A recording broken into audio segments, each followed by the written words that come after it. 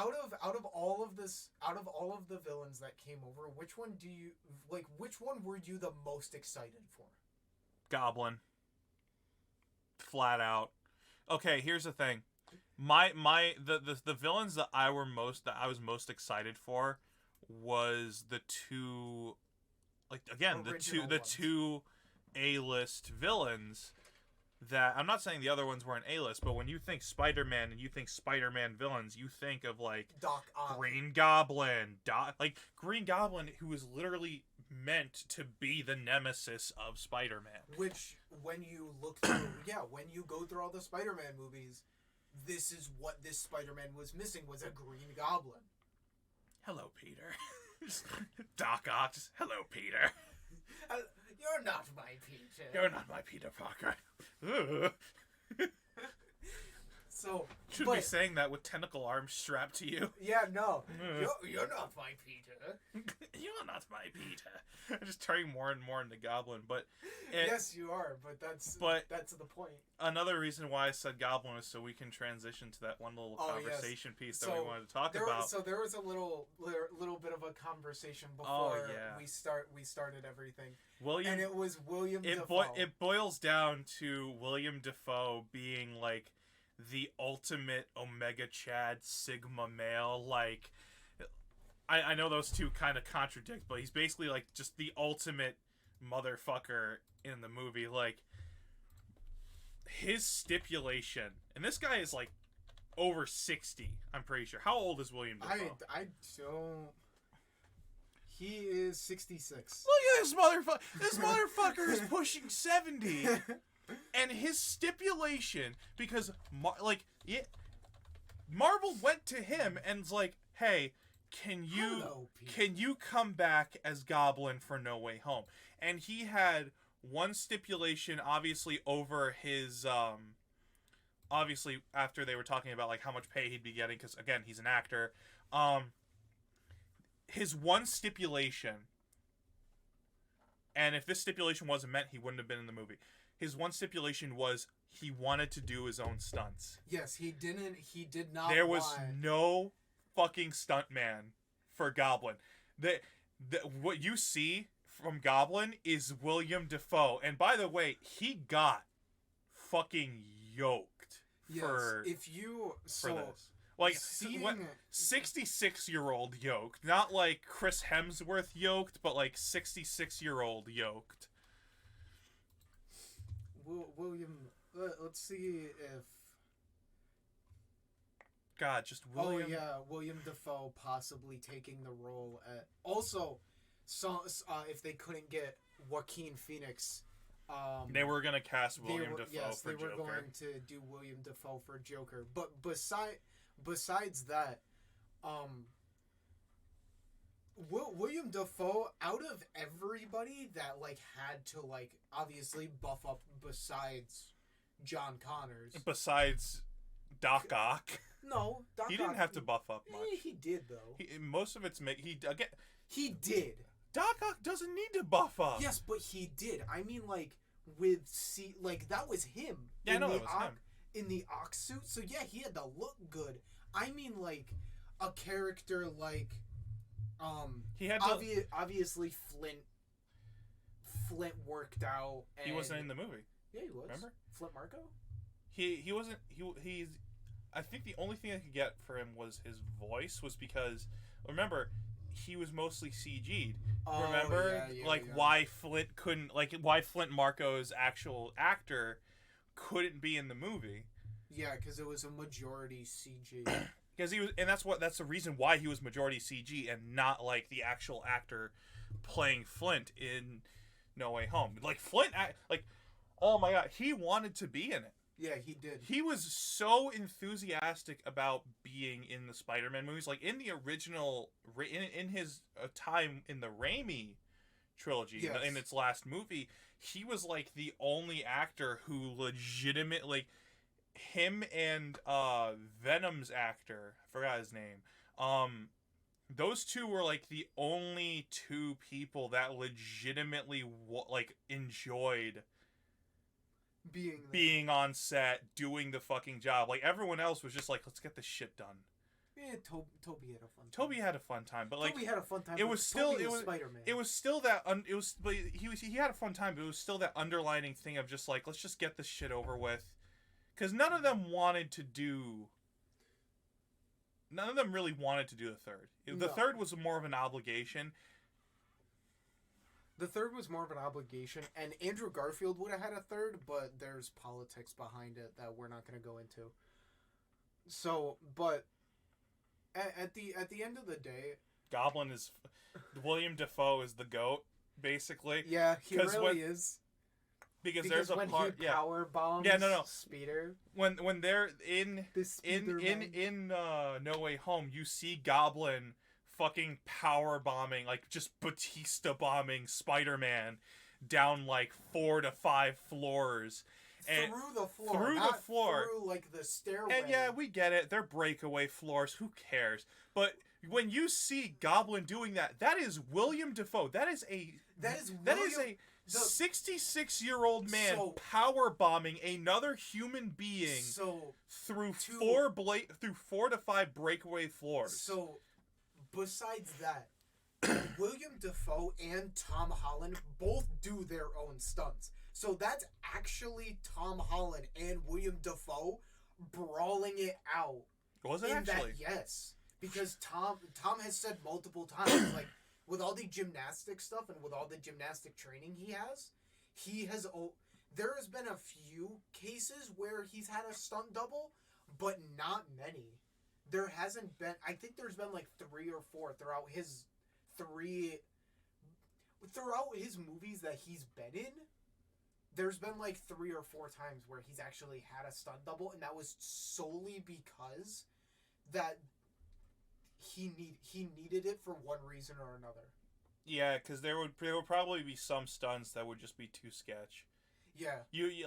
Yeah, Tom Holland's a gymnast, but you also have to remember, like, he's not Spider-Man. He's not actually Spider-Man. Like, first and foremost, he is an actor, and if your actor is getting damaged, that is, like, production time and filming time wasted because now he has to recover.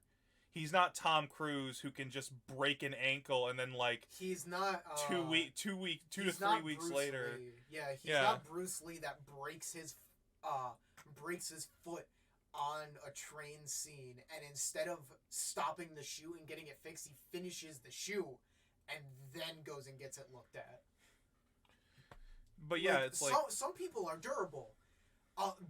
Most actors that you see do like really high, like Dwayne Johnson in Rampage. Mm-hmm. That's him climbing a skyscraper. Not actually, but that's him climbing the set. Yes, that's him actually climbing. Like, there's people that are durable enough to do that. Tom Holland, he's still. Fun fact. Yes. I forgot which Matrix movie it was. I think it was Matrix 2. We're getting off topic again, but that's sorry, but we're talking about we're literally talking about actors being goats. I think it was either Matrix 1 or Matrix 2.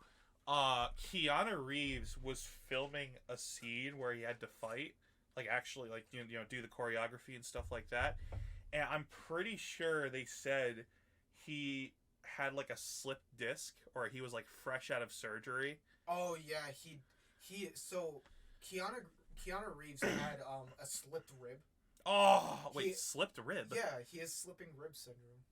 Oh fuck. So he recently, well, he doesn't have it anymore, but I'm pretty sure he had that, or he had like a disc that had to be replaced or something. It was something where he just got fresh out of surgery and had to do like the back bend Matrix scene, and he almost had to get a stunt double for it because he almost couldn't do it because of being fresh out of surgery. Yeah, it's like a lot of people forget that, you know, like actors are still like human beings, except for Dwayne Johnson because he's just a freak of nature. Dwayne Johnson and like Arnold Schwarzenegger. Dwayne Johnson, Arnold Schwarzenegger, John Cena. John Cena. We're mostly talking about bodybuilders. There are some female actors that are legitimately just indestructible or unaging. You know, like, Jesus. Scarlett Johansson. Like, there are a decent amount of, like, just when just I say actors in general. When I call them freaks of nature, I mean it in the most positive sense possible. Like, these motherfuckers, like Tom Cruise breaks it in Mission Impossible Fallout. That one jump, yes, he broke his ankle, and like what? 3-4 weeks later, I might be overplaying it, but like in a short amount of time, much shorter than it would take for normal recovery, he's back at it. Yeah. Filming the rest of the movie. He's back at it going from where he just left off. Oh, and another thing that's great about Tom Cruise is that when it came to the Mission Impossible movies, if you actually check and see through like who the actual producer is, I'm pretty sure he's the producer of like most of the Mission Impossible movies, is because at some point he wanted to do a stunt and it was a dangerous stunt, and the producer's just like, no, we're not doing that. Like, insurance alone would cost them like that is too dangerous of a stunt. You can't do that. And he's just like, okay, cool, fine. So in the next Mission Impossible movie, he was the producer, so he could do his own stunts. Yeah. Like, it's just. But anyway, going back on the Spider-Man shit. But yeah, like you 66. That is just 66 so, let's say, years of age. Oh, let's say 64, 65, because around the time they were actually this was in production and they were actually filming, most likely a year prior. He said he was in his mid-60s. When you go to the interviews with William Dafoe, he said he was anywhere between 64 and 66. Yeah, so he's like when this movie was actually being done. So this guy is in his mid-60s, which for better reference, this guy is old enough also, to be like... Also, this man does not look like he's in his mid-60s Yeah, then again, most actors don't. Yeah. Like... But still, just his commitment to this. Like, this guy is old enough to be our grandfather. Yes. And this guy is power bombing. Like, yes, I understand. Someone our age. This guy is... Like, I'm a pretty small guy. I'm about the size of Tom Holland. That's like William Dafoe power bombing me. Yes, I understand there were probably some wire work, and there probably had to be some wire work. Yes. And obviously those walls were breakaway walls and stuff like that. The but walls like, were still, breakaway, the windows, like... The impact is still real. Like, you're still seeing William Dafoe pick up a 22, 23-year-old with no effort at all and putting him through a breakaway floor. Because you also have to think, like, again, 64, 65, at that point, it's like, my hip! Like... Yeah, most people at that age start having, like, major bone, joint, and medical problems to where they can't do the stunts. And William Dafoe's just like, yeah, I have none of that. And we're just talking about this one stunt. He's done so much shit in No Way Home that you really don't see a 64, 65-year-old do. Like the fight scene at the end. The fight scene at the end on the Statue of Liberty. Like, that's him fighting. That's him fighting Tom Holland. Without, like, a care in the world. And... Because he's fucking loving it. Like... Yes, but this is just... That's him. And he does not break character for shit. There is nothing breaking that man's character when he has his mind set on Green Goblin. Other people that are like that are like Bill Skarsgård and Heath Ledger. Those two doing their respective parts of Joker and Pennywise, you couldn't make them break character for shit. Hiya, Georgie. Yes. Oh my god. But something like that, something to where the commitment of William Dafoe is astounding. It is very much so astounding. This isn't, and a lot of people say like, "Oh, this isn't your old man's like Green Goblin." Well, guess what, motherfucker, it is. And he's still kicking Spider-Man's ass. Fucking like, what? Almost 30 years later. Yeah, no, not 30. No, like almost like 15 to 20 years later. What, he was... I don't even know how The first Spider-Man movie came out in when? When the first Spider-Man movie came out? 2008? I mean, you have a computer. You can I research know, it. I know I am, but I'm pretty sure it's No, the first 2008. Spider-Man movie, I'm pretty sure, came out in 2001. Like, the first Raimi... 2002. 2002. So it came out in 2002. So this movie came out 2021, 2022. We are talking about almost 19... Yeah, that's why I said it's been like 20, 30 years. Not 30, Christ. Like, again, you're adding another decade. Yes, I know. Well, like, it's been 20 years. Yes, the GOAT. Ah, yes, the other GOAT, J.K. Simmons. Yes, the other GOAT, J.K. Simmons and William Dafoe. Like, they're all goats in their own rights, but you also have to remember he was like Jesus, J.K. Simmons, he has gotten fucking ripped. Yes, the original Spider-Man before Tobey.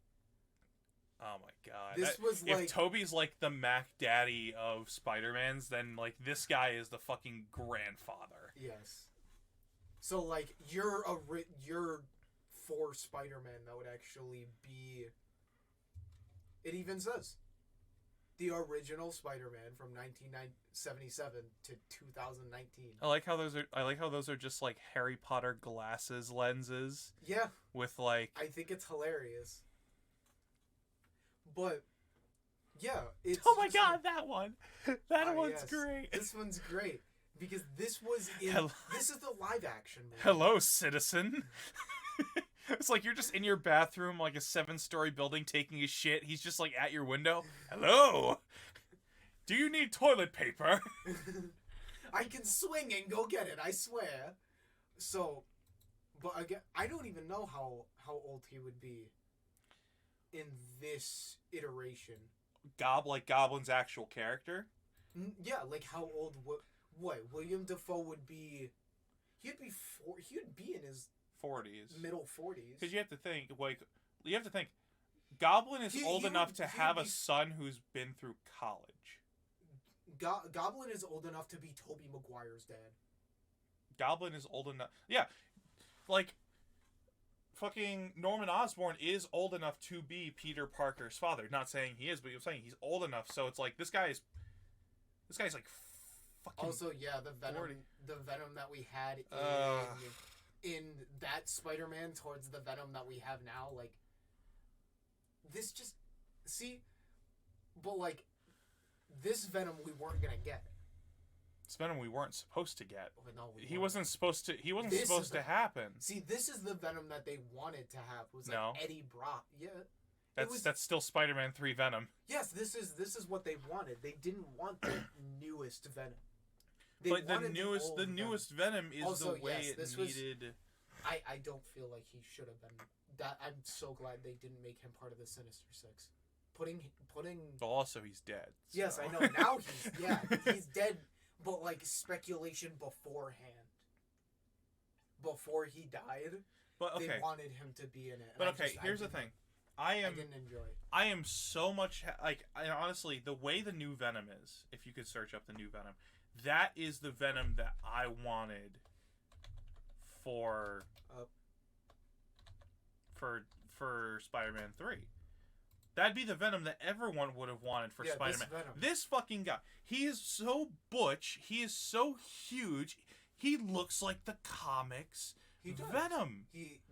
Look at this fucking guy. As we've said before, the Venom, like this scene specifically, if this scene happened where Eddie walks up to all the Spider-Man, just in general, and has this appearance, that, like, it probably wouldn't bother the Peter... Oh my like god. Tobey's Peter, it's so but good. It would give him flashbacks of when his Eddie Brock did more. You're looking at a much more butch version of a villain that you basically murdered. Like, just for comedic purposes, have you ever seen the image of Venom with pupils? It is the best thing ever created by a human being with Photoshop. Like, Like, Venom with pupils is a whole different level of just cursed. But, like, what I was hoping was that he would stay in the MCU. I was hoping Venom would stay in the MCU. I understood why he couldn't, but I was hoping. Because I was really hoping that Eddie would be like, I kind of want to confront this Spider-Man, because the Spider-Man in his... Because here's the thing. Something ran him out of New York in the first Venom. He was... You didn't see him get run out of New York, but it was literally called back. It's like, weren't you in New York? He's like, yeah, you got ran out of New York. Yeah. And it's just like, everyone knows it's because of fucking Spider-Man, you know? Spider-Man or another symbiote. But because Venom is now the anti-hero, it's like, Eddie's not going to want to just be like, okay, let's go find this Peter Parker that's not even... Let's go find the Spider-Man that's not even connected to our universe and just bite his head off. No, but I wanted it to be like, him going to this Spider-Man basically saying, it's like, a version of you ruined my life. I want to kick your ass in the worst way, but currently there's like a bigger threat out there, so we're gonna help you. Yes. But it's still, another dynamic I wanted was for him to stay and literally go, I can do what you do better than you. Like, we can do what you do better than you, and just having like the fucking white veins on Venom's chest just morph into like the Venom spider. The Venom spider, which was the original, like, that was how the original Venom was. Have you seen images? These are official artworks of the Tom Holland suit with Venom over it. It's a Venomized Spider-Man. I have seen it. It is gorgeous, and if that is what Spider-Man 4 is going to be, if they ever come out with another Spider-Man, and if that's what it's going to be, yeah, no. That I feel like that's what it needs to be. I feel like going back to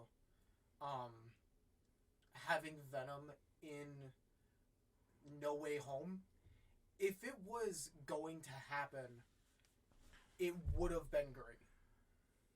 Because of the sole fact of what you said, where it's, hey, a version of you kicked me out of where I lived. I want to get answers from you, and I want to beat your ass in the worst way. But I won't. But I won't, because there's a bigger threat right now as the whole fight on Statue of Liberty is happening. That's when I feel like Venom would show up. But it's like, you know what? But Venom like chimes in. It's like, we can do what you do better than you. And it's just like, just the morphs the fucking spider on his chest as like a nice little middle finger to like what Spider-Man is. Because like that's what because the thing is, that's what Venom is right now. He is a cheeky shit. He is. Also, that's like half the reason why Venom isn't totally merged with Eddie Brock, is because he was originally merged. I feel like they didn't do it because I feel like it would give Tobey's Peter Parker some PTSD. I feel like it would genuinely like scare Tobey's Peter Parker, because that's where Venom came from, was a symbiote that attached to Peter. I like how Peter called back. It's like, yeah, one of the villains I fought was like this giant black goo alien monster. Yes, he did. Like, it's like, yeah, one of these guys that was like allergic to sound. But yeah, that's why. When I say at least that Ock and Goblin are like the A-list villains for like the definitive villains for Spider-Man. I think so as well. What Venom is to Spider-Man is like, it's like the Nemesis Prime versus Optimus, or like the Darth Vader versus Luke, or like something like it, an equal and an opposite, a matter and an antimatter. This guy is supposed to be Spider-Man's opposite. He's supposed to be the guy who's in contention with Spider-Man. And if he's working with Spider-Man, that's fine. But still, I wish we could have actually seen these two interact. Because, oh my god, it would have been fucking perfect. It would have. And I love the concept that could have been put with it. Especially that there was multiple occasions. Like, So we go from this Venom, and then this was the original. This was the first. This was the first Venom. But you're going from this where he's like, Venom's attaching to Eddie Brock, and Eddie Brock is not a big person at all. Like Toby's Eddie is not big. I mean, to be fair, neither was all due respect, neither was Tom Hardy. Like, no. Tom Hardy got yoked for Bane, but that's like Tom Hardy. I understand he can get big, and he is big a lot of the time. But the reason why Venom is big is not because of Tom Hardy, because it calls back to Riot. Riot's fucking huge, but his host is like you. His host is a small, normal businessman, like borderline anemic. I'm sorry, but like he's like this he's your average businessman. Like, oh hey, I got the power of the symbiote. He hits the gym like once a month. Like, he hits the gym to occasionally say, "Oh, I go to the gym." Yeah, but when Riot attaches itself to him, he's like if Arnold Schwarzenegger ate himself. Like, yeah, like he's huge. And I feel like that has to go with like the symbiote, how the symbiote works. It's how the symbiote works, because in the original Raimi movie, the stronger the bond, the stronger the symbiote. Yeah. But it's like in the original Raimi movie, it was more or less just like, oh, here's a black suit, basically. Or, oh, here's a black suit, but you look more like a toothy monster. Whereas with Venom, like the actual Venom symbiote way it is now, it's like, no, this is something that will legitimately turn you into a monster. Yeah, this will turn you into this. Yeah. Like, not... Like, here, like a side-by-side of what you get. Like, this is Tom Hardy, and then this is what the original Spider was. Venom with teeth the size of, like, iPhones. So, here was a Venom that didn't have a really good bond, and then there's the newest Venom where Eddie and Venom's connection It's not really the case of Bond, because like you said prior with Carnage and Cassidy, it's more of a dominant bond, but you could still see Carnage as like visibly larger than Eddie, but that's mostly because it's like power up because he ate a pope. Well, he didn't eat the pope. He ate a freaking he ate a father, like he ate a religious man. Yes. He ate a random person. It's like power up, and just got visibly larger. Also because of how the bond works between Cassidy and Carnage. That's also something else that comes in with why the symbiote is the color it is. And Another thing is Venom is more powerful than he was when he started the movie, and here's the reason why. He not only ate Cassidy, so getting that nice little brain nutrition, he ate Carnage. And we've seen if a symbiote eats another symbiote, or a symbiote takes over another symbiote, it grows. Like, it gets more powerful. We saw that with Riot when Riot absorbed Venom for like a solid minute and just got more yoked, and you saw like spikes coming out of him. Like, I'm glad there's at least some form of Venom in the MCU, but it's not the form that I want. What would be that? What would be the form of Venom I want? This! Like Tom Hardy Venom. I wish he could have stayed. I really wish, like, maybe the spell fucked up for just him, and he stayed put in the MCU. That would have been so good. Because this is a Venom that you can see visibly, like, not going after Spider-Man, but more trying to prove that he can be the better hero, quote-unquote, than Spider-Man. Yes. Because it's not like they have anything else better to do. No, they really don't. Anne is, like, 100% cut ties with Eddie. And it's not like he has much to turn back to, considering the fact he's a fugitive in his universe. Yes, and him going back to his universe just reiterates, it's like, they have there's no reason for Eddie and Venom. It's like I can just imagine Venom like trying to claw his way back to the MCU, but Sony's like, no. Sony's grabbing him by the ankles, just no. You're gonna go fight Toxin in your third sequel. Get back over here, you little shit. Yeah, that's how I feel with the same thing. But yeah, we talked to like this was just a lot. Like there's a lot. I don't feel like we could talk about everything that happened in No Way Home. The one thing that I liked about No Way Home is that it took the criticism of a lot of individuals. It wasn't my criticism, but it was a very apt criticism that Tom Holland's Spider-Man wasn't Spider-Man. Tom Holland's Spider-Man, for a good amount of time, was basically just Iron Man Jr. Yes. Like with this, like not with the Stark suit, but like with the Iron Spider suit, with him becoming like basically No Way Home saying like, oh, he's gonna be the next Iron Man, like he's like making a suit, or he's going to be the next stand-in for Iron Man or something like that. Even though he said in the movie, I don't want to be Iron Man. I can't be Iron Man. I can't live up to that. Like, it really shows. It's kind of solves the problem of like he cannot be like with how No Way Home ended. He is as Spider-Man as you humanly can get. And I mean that as like he's dead broke. He's living paycheck to paycheck. He's constantly having to pay rent. He's making his own suits. Like he is,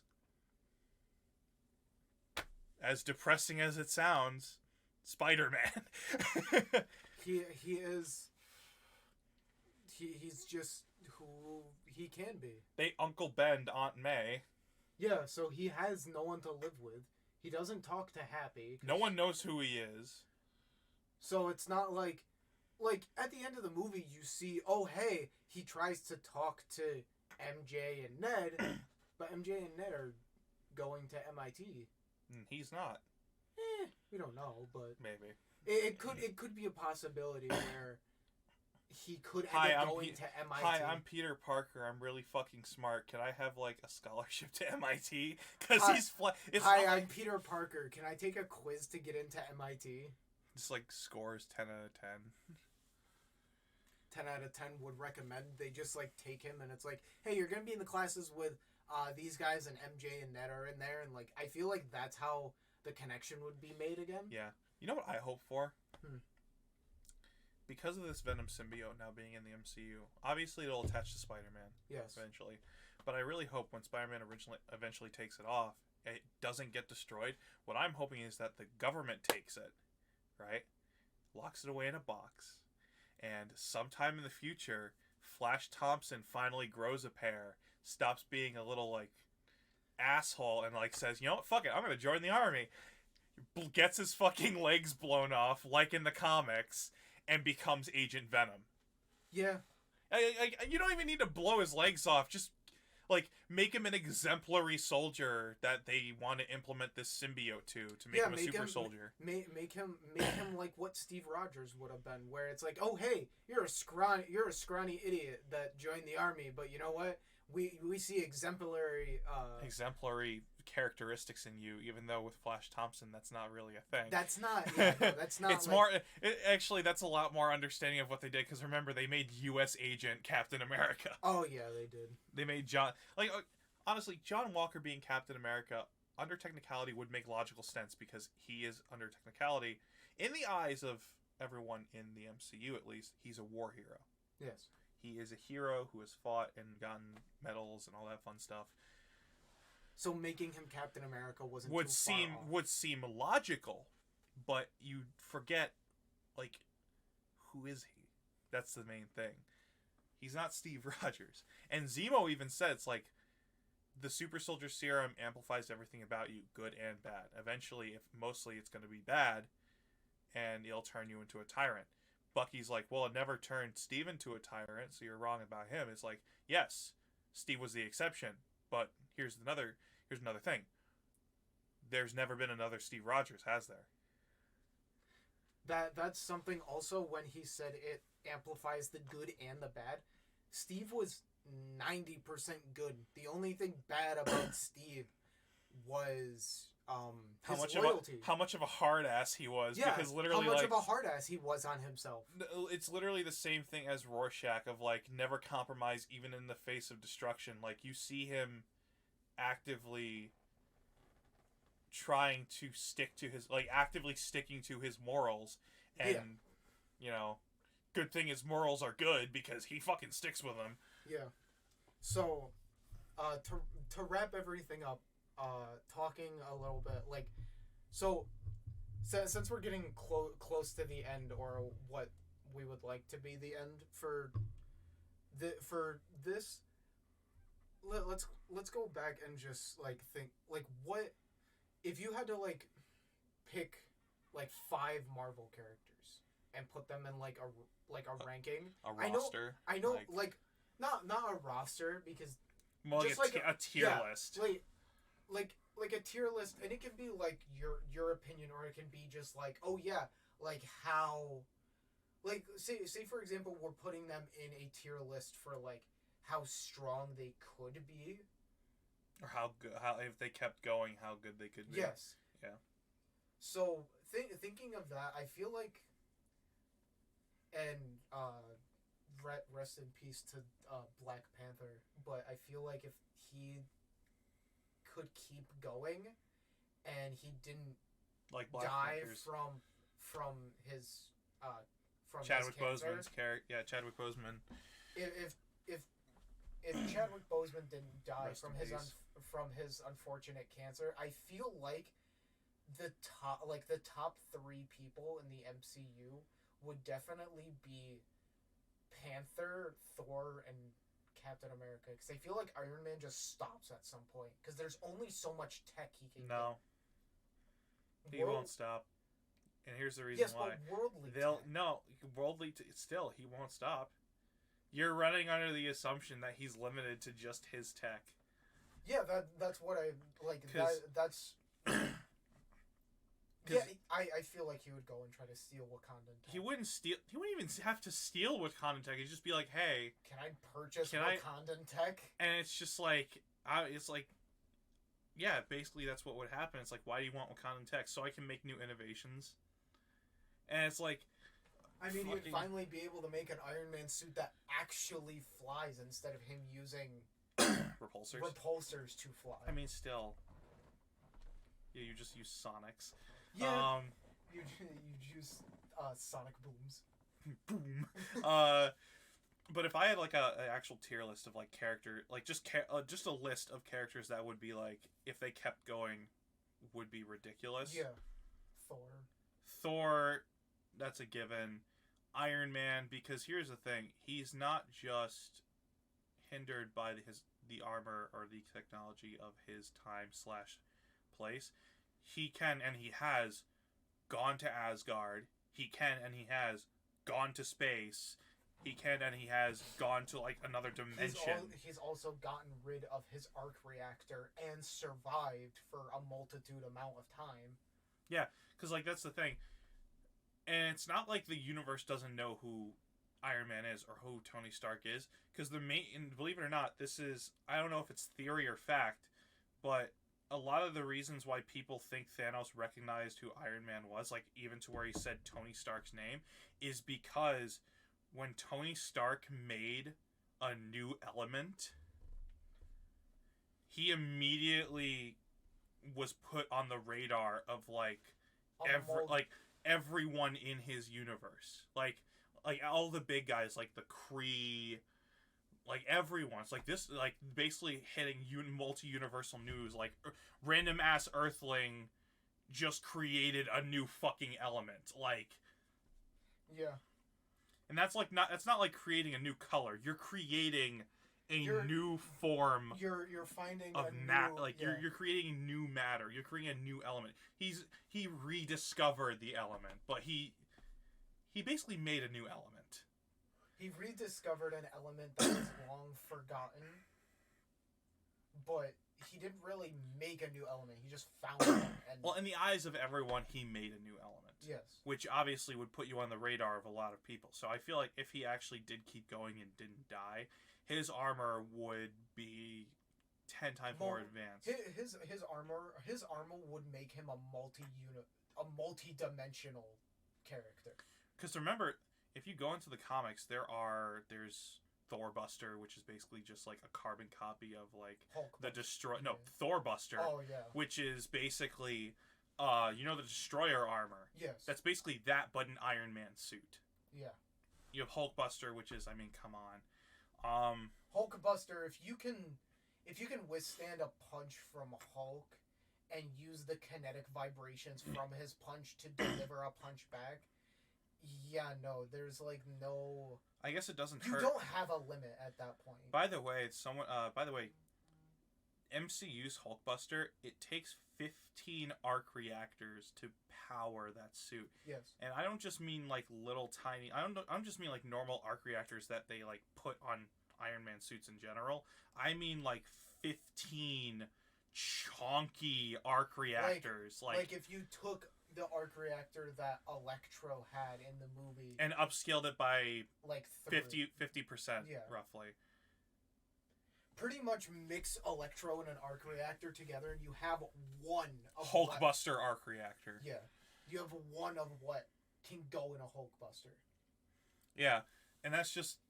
But yeah, Iron Man, he's limitless. Cap, I feel like he could be limitless because again, with Mjolnir, he's effective. With Mjolnir, he's effectively a god. With Mjolnir, he could definitely go to Asgard and get immortality. Like with Mjolnir, he's effectively a god. Even though obviously he wouldn't want to be, but it's like with Mjolnir. With Mjolnir, he's not canonic. He's uncanonically a god. Yeah, uncanonically, he's basically a god. He has the power of Thor. Yes. So he could keep going. Thor's just Thor. Thor's Thor, so it's not like Thor's Thor, and I mean, he's still going right now. Thor: Love and Thunder. Yeah. But another one would be another character that's still going, Hulk. I full on think that Worldbreaker Hulk can still be a thing. Yeah, I feel like it would take more time. It would take more time, but just imagine. Yes, it definitely how fucking scary Worldbreaker Hulk can be. Yeah. Trust, it's not out of the realm of possibilities, especially if they're putting little comic instances into the movies. Yeah, and for those who don't know, like exactly what Worldbreaker Hulk, Worldbreaker Hulk is basically what happens when Hulk gets pissed off enough to just reach a level of like anger ascension to where his like a footstep from Worldbreaker Hulk. Pretty much think of it in the way if you had to think of like a fictional character or a different fictional character, think of it as like how he goes anime. Let's just say that he becomes like anime main character power level of like literally he can a single step, not a stomp, a step from Worldbreaker Hulk is capable of making like Category 5 earthquakes. Yes. Think of it as like Worldbreaker Hulk gets too angry to die. That's another thing about Worldbreaker Hulk is also another thing about Worldbreaker Hulk is also a single Hulk smash is able to deliver a blow that's strong enough to give Worldbreaker Hulk its namesake. He can actually break a world. Like so now that we have like a top 4, it's kind of like who sits in that top 5 slot that could still go. That's not like Loki or someone like that, because Loki is at the same plane of existence as Thor. So if we're because here's the thing, Downey already said he's done. Yes. Evans is probably not coming back. Evan won't. Evans, he said he might, but it's iffy. I don't see Evans coming back. No, I don't see it. If he comes back, he'll come back as like, oh yeah, I'm helping produce. Old man. No, you know what he is? If he comes back, if Evans comes back, he's going to wear like the Winter Soldier suit, like the stealth cap suit, and he's going to be the new director of S.H.I.E.L.D., like in the comics. Yes. Where it's just like the old Captain America, because that's where that suit came from in the comics. Yes. His stealth suit came from when he was director of S.H.I.E.L.D. So, I mean, he could do that. Because Fury is still in space. Fury is still in space. And I think we're going to be starting to go into... I think we're going to be seeing him in Secret Invasion, which is going to be cool. But yeah, if I can think of another character that, like, could stay and, like, reach comic level bullshit. Yeah, reach multi-universal, yeah. I mean... One person that if he could stay and he was still, it would. I feel like the last one on the list would be Black Panther if we could still have him. They might be recasting him. Yes, they might. Because here's the thing, it's like even his brother said like don't let Black Panther die with him. Like keep it going. Keep it going, but not in the same way. Yeah. Because here's the thing. Marvel is not above recasting its characters. Like, they recasted Dr. Banner. And also, they recasted... Mark Ruffalo. Yeah. Also, they recasted War Machine. Yes, they did. They recasted... I forgot who his name was, but they recasted him with Don Cheadle. So, yeah. They're not above recasting, like, significant Marvel characters. Yeah, because if you look at, like, the first Incredible Hulk, it's not the same. Like, it's not Mark Ruffalo. It's some other guy, but, like... I mean, granted, like... That Hulk was stronger than the Hulk None of them had as long of a run as Chadwick Boseman did, because, like it was said prior, the War Machine that was there and, the Hulk that was there only had one movie. Yeah. Whereas Black Panther had Civil War, Infinity War, Endgame, and of course his own movie, which was Black Panther. Like, he had multiple movies where he's had a lot of screen time, so a lot of people got to know him, and a lot of people would see like the marketing images of him and stuff like that. This guy is well known as a hero to the characters that Black Panther, like to people who enjoys Black Panther. He's a hero to them, and it's like saying after Avengers 1, Chris Evans died of cancer. Like Captain America: The First Avenger, which solidified that Captain America can be a thing that works in live action, like really works. And then you see after First Avenger and after Winter Soldier, so he gets like 3 movies where he's seen. Then all of a sudden Chris Evans just fucking died. At this point, if Chris Evans died, nobody would like. People would care. No, people would very much care. People would care, but it wouldn't be such a overhaul. It wouldn't be a feasible overhaul for the MCU because, like was said prior, Cap has been replaced. But again, like, still. So, to wrap everything up, because we're going a little long. 2 hours is long? Oh, I didn't notice. Well, no. It's a long time for me to edit. All right. You know, you want to go through 2 hours of our bullshit? Oh no thanks, I'm good. Yeah, exactly. Other like graphic design majors, shut up. You want to go through this shit? No. Exactly. I'll make you go through this shit. No. We do it on Discord. I don't understand shit from this. I know you don't. That's why I do it. But so I feel like if we had to have like. If we had to have the main 3, so Cap, Iron Man, and Thor, if they kept going, they would reach multi-universal and like end a story. And then Hulk, I feel like World Breaker Hulk will be a thing. And if one person got Stephen Strange, I do think also Stephen Strange with with all the power that he has. I do think also if whether it's MCU or the Venomverse, Yes. I do think with given enough time we might see the King in Black. Yes. King in Black Venom. Oh my god. That is like one of the most King in Black is one of the most powerful characters in the Marvel universe. Yes. The only thing that's strong that even compares to that would be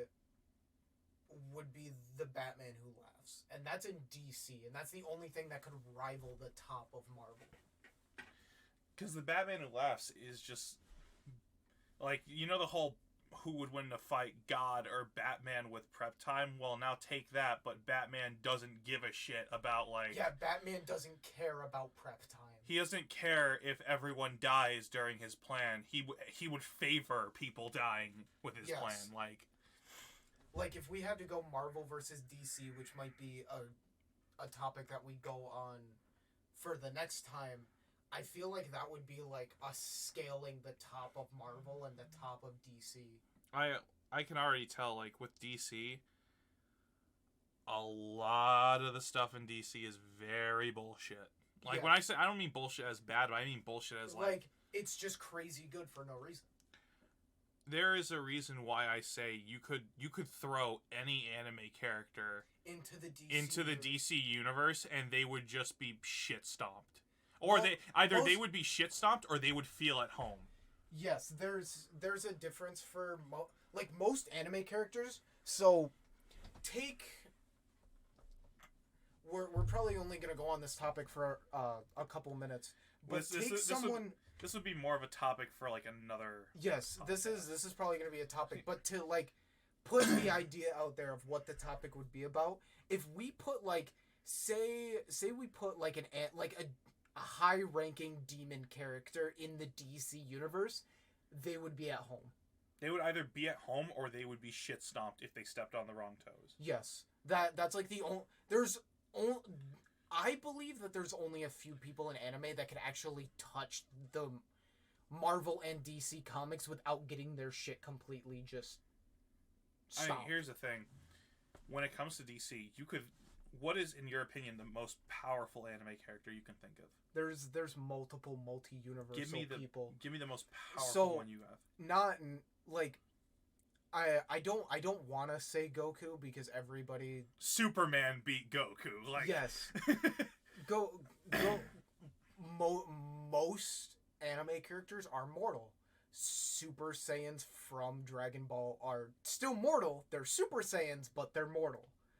Something that's an immortal being would be someone like a demon or someone that had immortality. Okay. Like taking... Shoot a character. So like from Seven Deadly Sins, if you took like Meliodas, that is a multi-universal character in his own right. He's able to take on supreme deities and gods at will because of how high his magic potential is. I can guarantee that if I feel like he would be at home. He would be at home, but here's the thing. There is one character he could not fuck with. Darkseid. Yes. I'm sorry. A lot of people can't fuck with Darkseid. No one can fuck with... Like, okay. And here's the reason why. Comics Darkseid is the living embodiment of literally all the evil in, like, not just the universe, in the multiverse. Like, this character can win the fight just by showing up. Because if he actually, let's say he says, fuck it, I feel like wiping a universe today. All he has to do is show up. Yeah. And just gone. Yeah. Everything's gone. Like, Meliodas, he would probably try to get a few licks in, but Darkseid could just be like, alright, I'm just gonna stick you, because this is something he can do. He'll just take him, throw him in a pocket dimension where he gets to relive the most painful death possible over and over and over. He already does. Well, he gets to do it again. He's been like something that. But this is one that he can't get out of. Yes, this is some. if anybody knows what Meliodas goes through, he watches his lover die 107 times in front of him. So he would live that over and over and over again, but he's already living it, so he knows how to deal with it. So no, but this isn't just like watching his lover die. This is literally Darkseid inflicting as much pain on him as possible until he finally expires, and then just pressing rewind, and then doing it again. He can't expire. That's the problem. So he would just do it infinitely until somehow, some way, he just gets atomized. Yeah, that's why, like, it's so hard to put certain things up against each other. We might have a topic for next time where we take a certain, like, we might talk about something specific, or we might talk about, like, a certain show or a certain anime where we scale it against other things that we have knowledge in. Because I'm sorry, you just can't. You can't really fuck. You can't fuck with Darkseid. That is the one character. I feel like there's only a few people that could, and they're from different universes. I mean, there's Batman, but again, that's literally the concept of, like, who would win a fight, God or Batman with prep time. Yeah, it's real. So, like, yeah, it's literally like, Darkseid or Batman or the Batman who laughs with prep time, or just Batman, like. Batman with prep time. Throw Batman in the anime universe. I already get it, Batman Ninja, but throw Batman in, like, Meliodas' universe. Yeah, throw him in the 7 Deadly Sins. And give him prep time. Him with prep time could probably beat, or at least come close to beating, most of the people in 7 Deadly Sins. Yeah, because in the comics, guess who Batman beat? Superman. He beat Darkseid. Yeah, I know he beat Darkseid. Shot him. He just... Oh yeah, hi Darkseid. He shot him. Yeah, he shot him with a god-killing bullet. Apparently, like, even though that's, like, not an that's only a thing in comics, but it doesn't matter. Still, Batman with prep time could genuinely beat anybody you put him up against. He will find a way, and it doesn't matter what.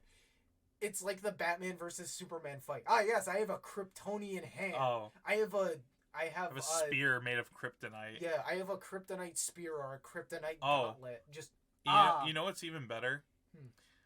So in the Batman v Superman movie, and this is the last thing I'm gonna, like, get into. Yes. The Batman v Superman movie, he throws a smoke bomb in the middle of the fight against Superman, and you're probably thinking to yourself, like, wait, can't Superman just see through it? Well, on the actual smoke bombs, when you see him making the smoke bombs, because prep time. Prep time. You see the initials PB, which is, I believe, the periodic table number or periodic table name for lead. Yes. And that's, like, the one thing Superman can't see through. Yes. He can't see through lead. So he's just like, lead gas. Yeah. You can't see through him. You can't see me. And that's why when you see Superman look through, like, try looking through the gas, he's just like, why can't I see you? Why can't I see this? And then he just whooshes through the gas to, like, blow it away. And Batman's just gone. Yeah. Batman's just gone. So yeah, that's the last this is, like, us starting the topics for the next time. Yeah. But yeah, I hope everybody enjoyed our rambling on about a bunch of random shit. Not really, like, trying to give you guys, like, a lot to sit on, but it's just this is mainly a podcast just to, like, have us give our thoughts on, like, let's say this type of movie that we just of movie, because this like, movie if there was a like new show that came out or something, or like that. New games releases, and maybe because actually we could talk about that with Elden Ring coming out. Oh fuck! I don't. Really Elden Ring. Ah yes. Yes. Ah yes. D&D in a video game. We could also have a D&D conversation, but this is for next time. But yeah. So I hope everybody enjoyed. So. And you know, my partner doesn't live very far from me, and we always talk on Discord, so this is a constant battle that we have where we're like, fuck, we need to record it. Write it down. Write that down. just Patrick and SpongeBob in boating class. Write that down. All right. So I hope you guys, I hope everybody enjoyed. They don't even know our names. I don't care. I mean, they'll know my name. They won't know yours because it's on my channel. Hi, I'm Gorg. Ah yes, this is Gorg. This is Gorg, my Neanderthal of a friend. All right, so Anyways, so yes, we have a lot of talking to do before the next podcast. So we We will see you then.